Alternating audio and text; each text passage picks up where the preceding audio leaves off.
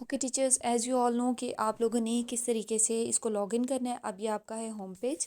इसमें आप ये 3 लाइंस पे क्लिक करेंगे।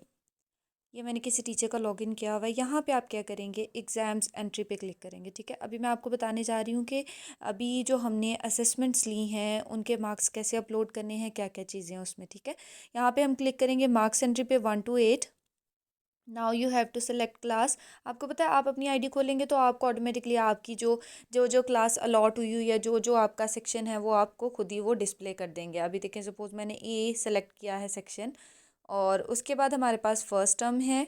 देन सब्जेक्ट चूज़ करना है। अभी जैसे ये टीचर मुसलमा है, इनको 2 सब्जेक्ट्स अलॉट किए गए हैं। अगर मैं ज्योग्राफी के पे क्लिक करती हूँ तो इसके बाद मैं क्या करूँगी, असेसमेंट। अभी आप क्या कर रहे हैं, जो जियोग्राफी की बात है ना, ये जो भी सब्जेक्ट आपका होगा, सपोज़ यहाँ पे उर्दू है, इंग्लिश है, मैथ्स है, साइंस है, जियोग्राफी है, जो भी सब्जेक्ट यहाँ पे चूज़ हो जाएगा ना, उसके अकॉर्डिंग नीचे वाली कैटेगरी वो शो कराते हैं। देखना ज़रा, अब मैंने यहाँ पे ज्योग्राफी क्लिक किया है ना, तो वो मुझे बता रहे हैं कि आप यहाँ पे क्लास असेसमेंट के मार्क्स एंटर करो, आप यहाँ पे ई असाइनमेंट के करो, प्रोजेक्ट के करो। ठीक है, टर्म एग्जाम तो अभी हमारे होने हैं। ठीक हो गया।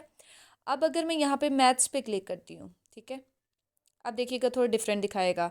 Class assessment, mental maths, online assignment, term exam. अभी हम टर्म एग्जाम की तो बात ही नहीं ना कर रहे। तो आपने देखा कैसे कैटेगरीज चेंज हो गई हैं। अगर मैं क्लास असेसमेंट पे क्लिक करूंगी ना, ऑटोमेटिकली टोटल मार्क्स जनरेट हो गए हैं। अब मैं क्या करूंगी, मैं डिस्प्ले स्टूडेंट्स पे क्लिक करूंगी, मेरे पास स्टूडेंट लिस्ट आ जाएगी। यहाँ पे मैं सारे के सारे मार्क्स एंटर करती जाऊंगी। एंटर करने के बाद मैंने यहाँ पे रिकॉर्ड सेव कर देना है। ये बात क्लियर हो गई। लाइकवाइज मैंने क्लास असेसमेंट्स का रिकॉर्ड इस तरह अपलोड कर दिया। ठीक है, ध्यान से करिएगा। देन उसके बाद हमारे पास आ जाता है मेंटल मैथ्स है। मैंने क्लिक किया, उन्होंने बता दिया कि भाई 5 मार्क्स हैं। ठीक हो गया। तो यहाँ पे मैं मार्क्स उनके लगाती जाऊँगी। अगेन मैंने ई असाइनमेंट करनी है, उस पर क्लिक करूँगी, उसके भी 5 मार्क्स हैं। आपको टोटल लिखने की ज़रूरत नहीं है, उन्होंने आपकी कह लें कि एक आसानी कर दी है कि खुद ही टोटल जनरेट कर रहे हैं। आपने जस्ट क्या करना है, बच्चे के ऑब्टेन मार्क्स यहाँ पे पुट करके ऐड रिकॉर्ड पे क्लिक कर देना है। ठीक है, इस तरीके से आपका रिकॉर्ड जो है वो सक्सेसफुली सेव हो जाता है।